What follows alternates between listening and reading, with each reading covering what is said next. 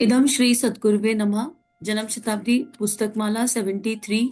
देव संस्कृति त्याग और बलिदान की डे 21। परम पूज्य गुरुदेव वंदे माँ, दिव्य प्रेम ऊर्जा और उनका दिव्य जीवन। और गुरुदेव हमें हर कदम पर अब त्याग की और बलिदान की वैल्यू बता रहे हैं, उसका महत्व बता रहे हैं। अलग अलग एग्जाम्पल से गुरुदेव यही समझा रहे हैं। गुरुदेव कह रहे हैं कि जब भी कोई परिस्थिति आए, ऐसी परिस्थिति जहाँ अन्याय हो रहा हो, ऐसी परिस्थिति जहाँ दुराचार हो रहा हो, जहाँ समष्टि के साथ कुछ गलत हो रहा हो, और वहां हम कायर बनकर बैठे रहें, वहां हम भयग्रस्त बैठे रहें और ये सोचें कि हम तो कुछ कर ही नहीं सकते, हम निरीह हैं, असहाय हैं, तो फिर वहां पर काम बनेगा नहीं। इस युग में ऐसे लोगों को समझना पड़ेगा, उन्हें जीवंत और जागृत होना पड़ेगा। और गुरुदेव कह रहे हैं फिर चाहे मर जाएं, नीति की राह पर चलते चलते अगर मृत्यु भी आ जाए तो ये खुदकुशी नहीं कहलाएगी, ये आत्महत्या नहीं कहलाएगी, ये आत्मा का हनन नहीं कहलाएगा, ये आत्मा का परिष्कार कहलाएगा, ये ट्रांसफॉर्मेशन कहलाएगा। इसी क्रम में गुरुदेव ने गिद्ध का एग्जाम्पल दिया, जो रावण से वो पहले से जानता था कि जब मैं रावण के लिए इससे लड़ूंगा तो मेरे को निश्चित रूप से मृत्यु मिलेगी, पर उसे मृत्यु का भय नहीं था। और मृत्यु के भय से मुक्त होने के लिए आत्मा परमात्मा का मिलन संजोग 121 दिन की उस यात्रा को सुनिए, और लिटरली सुनिए। पढ़ने में और सुनने में बहुत अंतर है, जब आप सुनेंगे तो आपको समझ में आएगा। तो गुरुदेव ये कह रहे हैं कि भाई त्याग और बलिदान की कहाँ आवश्यकता नहीं पड़ती। एक ऐसा घर बता दीजिए, एक ऐसा परिवार बता दीजिए जहां पर सुख शांति समृद्धि है, लेकिन त्याग और बलिदान की एनर्जी नहीं है। हर हमारे 1 to 1 हमारे घरों में भी तो माँ जब त्याग करती है तो संतान का जन्म हो रहा है। अपनी अपनी सब लोगों को अपना अपना कुछ त्यागना पड़ता है। सुबह का कंफर्ट जोन त्याग कर ऑफिस जाते हैं, एक कंफर्ट जोन से तो बाहर आना पड़ता है। स्टूडेंट को अपना कंफर्ट जोन त्यागना पड़ता है, जो भी उसका रूटीन है, जो भी उसकी पढ़ाई है, उसको फॉलो करना पड़ता है। आप ऑफिस में हो तब भी आप अपने मन मर्जी की तो नहीं कर सकते। तो जब भी कहीं किसी ने ग्रोथ हासिल करी है, चाहे आपकी इमोशनल डेवलपमेंट हुई हो, चाहे फिजिकल, चाहे मेंटल, चाहे सोशल, चाहे फाइनेंशियल, उसके मूल में आपने कोई त्याग या बलिदान किया होगा। हाँ, त्याग और बलिदान की एनर्जी की जो खूबसूरती है वो क्या है, त्याग और बलिदान की एनर्जी की दिव्यता ये है कि इसका दुख नहीं होता।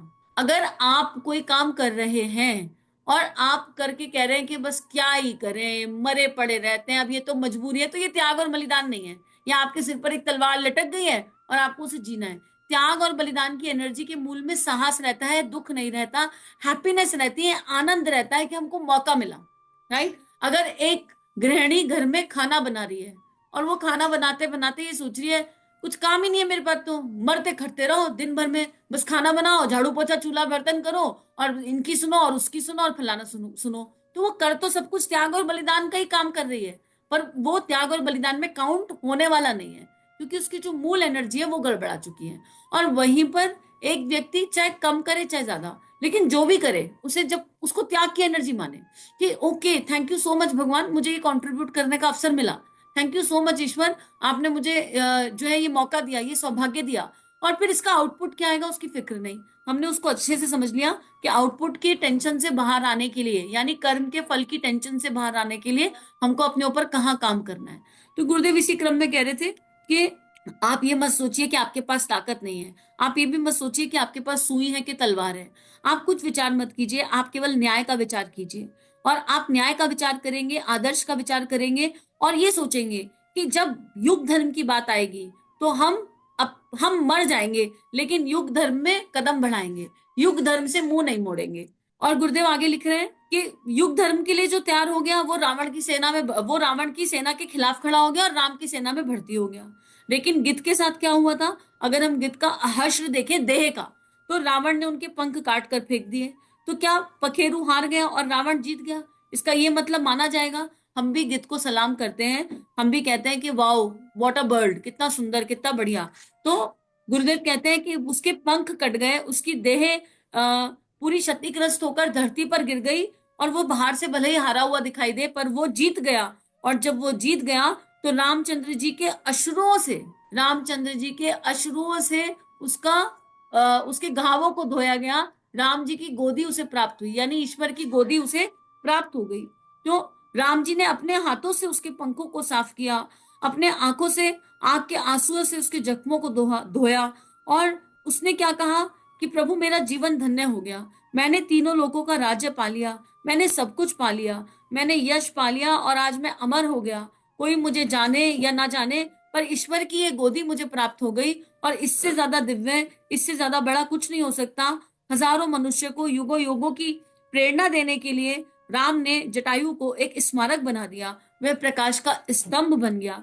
तो गुरुदेव ये एग्जाम्पल क्यों दे रहे हैं? गुरुदेव साहस का, गिलहरी को भावना का प्रतीक बता रहे हैं और जटायु को साहस का प्रतीक बता रहे हैं। भीतर साहस होना चाहिए। आप इमेजिन करिए, जो हमारे स्वतंत्रता सेनानी हैं, जब इन्होंने एक कोई कह गया तुम मुझे खून दो मैं तुम्हें आजादी दूंगा, किसी ने कह दिया अंग्रेजों भारत छोड़ो, राइट, और कोई फांसी पर झूल गया। जब इन्होंने अपनी यात्रा शुरू करी होगी तो ये केवल साहस के आधार पर चले होंगे।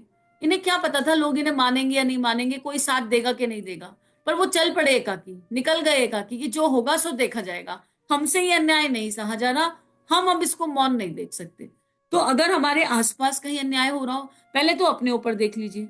1 to 1 कार्मिक पैटर्न सॉल्व करने हैं, लेकिन अगर हम प्रेम के नाम पर अनीति और अन्याय और अनाचार को सह रहे हैं और कह रहे हैं ये हमारा प्रेम है, त्याग है, समर्पण है, तो किसके प्रति सह रहे हैं? जब हम 1 to 1 इसको सहते हैं, हृदय में क्षमा का भाव, प्रेम का भाव रखना है, लेकिन बहुत गहन चिंतन और आकलन करने की आवश्यकता है। हमारे बाजू वाले घर में लड़ाई झगड़े चल रहे हैं, डोमेस्टिक वायलेंस चल रही है, हम सब जानते हैं, पर हम केवल आंख बंद कर कर देखते जा रहे हैं, देखते जा रहे हैं, देखते जा रहे हैं। हम दरवाजा नहीं खटखटा रहे, सामने वाले की शक्ति साहस नहीं जगा रहे, तो हम कहीं ना कहीं कुछ अनुचित कर रहे हैं, क्योंकि अपने लौट कर तो आएगा। एक छोटी सी क्लिप एक टीचर की वायरल हुई थी, बड़ी बड़े, वो यूपीएससी के स्टूडेंट्स को पढ़ाती हैं, और बड़ा अच्छा सा था। एक लड़की क्लास में एंटर करती है, और लड़की क्लास में एंटर करती है तो सीट नहीं थी, तो मैडम उसको बोलती है बेटा बैठ जाओ। तो एक लड़का उसको छेड़ने की दृष्टि से बोलता है यहाँ के बैठ जाओ।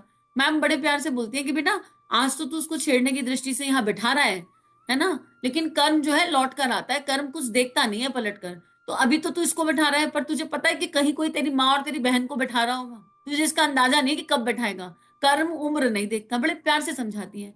तो अगर युग धर्म में ये समझते और जानते हुए भी कि युग धर्म में अभी हमारी जरूरत है, जो भी प्रतिभाएं मिली हैं उनको युग धर्म में नर्चर करना है, उनको नर्चर करना है, और उनको युग धर्म में भगवान के खेत में बोना है, और इस दैवीय यात्रा को करना है। ये समझ में आने के बाद भी अगर हम मौन बैठ जाते हैं, तो फिर हमें चिंतन करने की आवश्यकता है।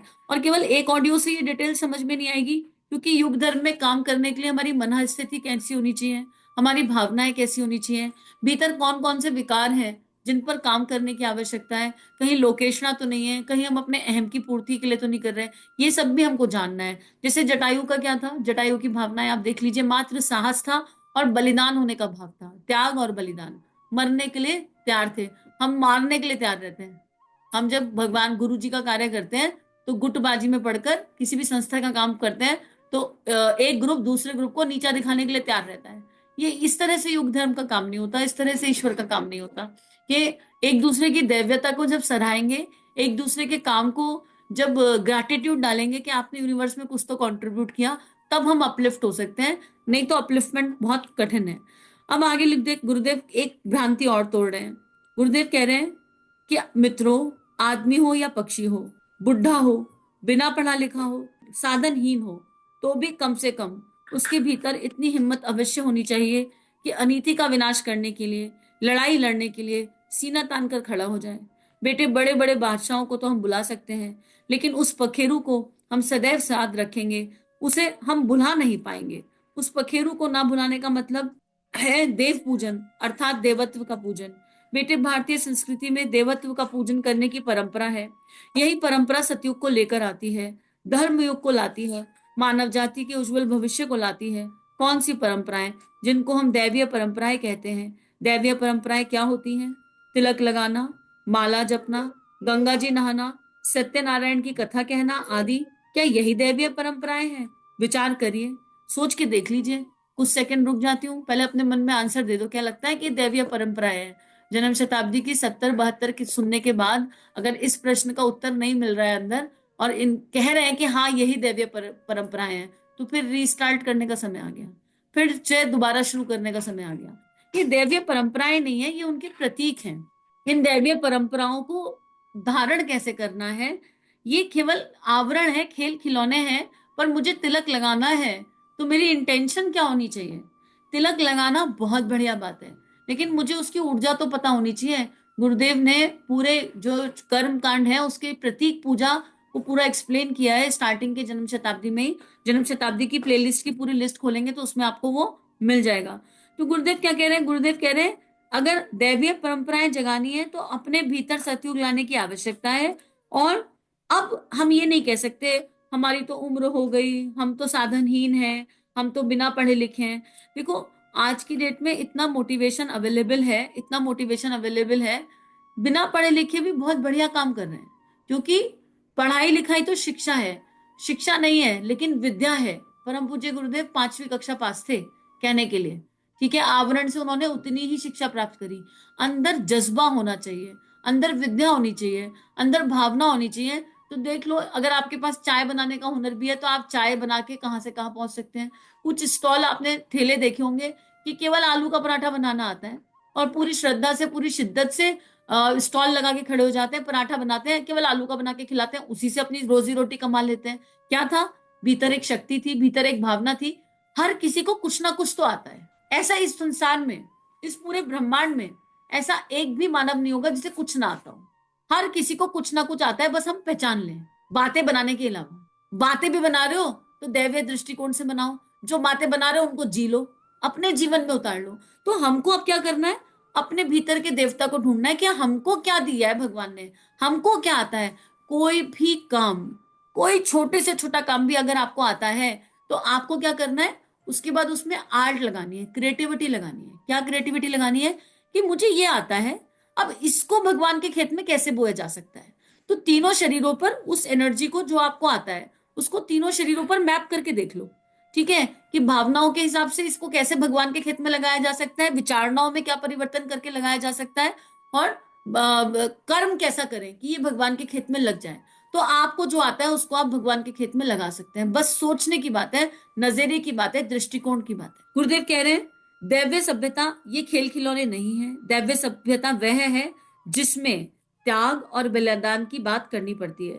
पहले तो बधाई हो, अगर हम लोग सब ये स्वाध्याय सुन रहे हैं तो उस महाकाल की दृष्टि हम पर पड़ गई और उसने देख लिया कि आत्माएं त्यागी और बलिदानी है।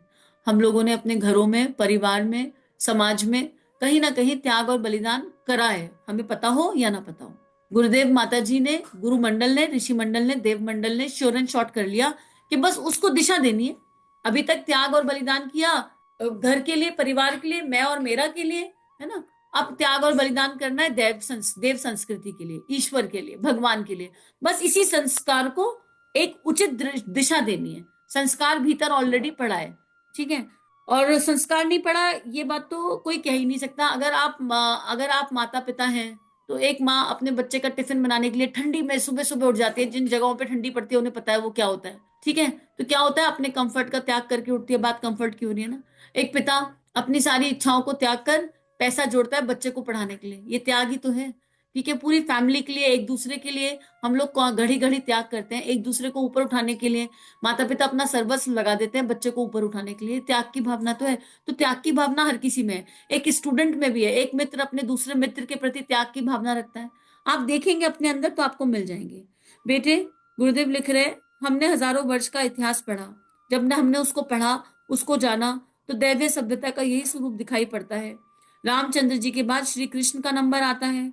श्री कृष्ण जी का जीवन चरित्र जैसा कुछ भी आता है।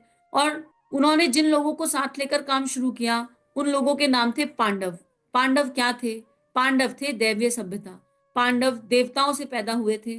मैंने सुना है कि कुंती ने देवताओं का जब पूजन किया और जब पूजन करने के बाद बच्चे पैदा किए। तो अब हमें अपने अंदर दो बच्चों को पैदा करना है। अब कुंती भी भीतर है, जप करने की शक्ति भी भीतर है, और गुरुदेव भी साथ चल रहे हैं, वंदे माता जी भी साथ चल रही हैं। तो क्या करें? एक ऐसा जप करें कि हमारे अंतस में त्याग और बलिदान रूपी दो संतान पैदा हो जाए। हर किसी इंडिविजुअल की हमारी दो संतान किसी को दिखाई नहीं देंगी, है ना, टेंजिबल नहीं होंगी, लेकिन हमारे कर्मों में वो एनर्जी दिखाई दे जाएगी। तो अब पांडवों का जन्म भीतर ही होना है ना। अब सारे देवी देवता भीतर ही हैं। तो आइए इस स्वाध्याय को यहीं पर भगवान के श्री चरणों में अर्पित समर्पित करते हैं। और हम सब त्यागी और बलिदानी आत्माएं हैं, और हम अब तक जहां भी कर रहे थे, पर अब हमारा त्याग और बलिदान कहाँ होगा? परम पूज्य गुरुदेव वंदे माँ के श्री चरणों में होगा, अपने गुरु के श्री चरणों में होगा, तिरंगे के प्रति होगा, भारत माता के प्रति होगा, पंच तत्वों के प्रति होगा, राष्ट्र के गौरव के प्रति होगा। है ना। अब हम मोह आसक्ति की बेड़ियों को त्याग देंगे पूरी तरह, मृत्यु के भय से मुक्त हो जाएंगे पूरी तरह, और एक एक कर्म करते हुए एक एक सिंगल सेकंड ये देखेंगे ये जो हमने कर्म किया इसके पीछे हमारी इंटेंशन क्या थी, हमारी भावनाएं क्या थी। कई बार हम बहुत बढ़िया कर्म कर रहे होते हैं पर इंटेंशन और भावनाएं सही दिशा में नहीं होती, तो वो कर्म त्याग और बलिदान में काउंट नहीं होता। तो अपनी कॉपी जांचनी सबको आ गई है, तो आइए मिलकर अपनी अपनी कॉपी जांचें। किसी दूसरे की कॉपी कभी मत जांचना, फिर वो स्वाध्याय नहीं होगा, स्व का चिंतन नहीं होके स्वाध्याय ना होके पर चिंतन हो जाएगा। तो केवल अपनी कॉपी जांचेंगे। और आप सभी को बहुत बहुत आभार, इन दिव्य भावनाओं को, परम पूज्य गुरुदेव वंदे माँ की इस लेखनी को विश्वव्यापी बनाने के लिए आप सभी को कोटि कोटि नमन वंदन।